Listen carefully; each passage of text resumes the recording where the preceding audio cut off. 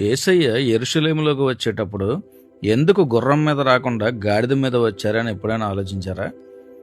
రాజులు గుర్రాలు వేసుకుని యుద్ధాలకు వెళ్తారు, కానీ శాంతి సమాధానం కోసం వచ్చేటప్పుడు మాత్రం గాడిదల మీద వస్తారు. ఇది ఇశ్రాయేల్లో ఒక పద్ధతి. మొదటి రాజుల గ్రంథం 1:33 దావీదు కూడా సొలొమోనును మహారాజును చేసినప్పుడు తన కంచర గాడిద మీద ఎక్కించి తీసుకురమ్మని చెప్తారు.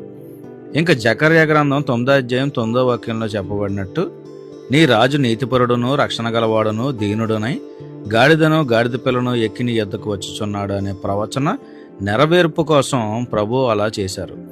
ఈ విషయం మత్తయి సువార్త 21:4-5 రాయబడి ఉంటుంది. అప్పుడు రాజు శాంతి కోసం రక్షణ కోసం కాబట్టి గాడిద మీద వచ్చారు. రెండోసారి మాత్రం గుర్రం మీదే వస్తారు. సిద్ధపడి ఉన్నావా? ప్రతిరోజు బైబిల్ చదవండి, మెలకువ కలిగి ఉండండి.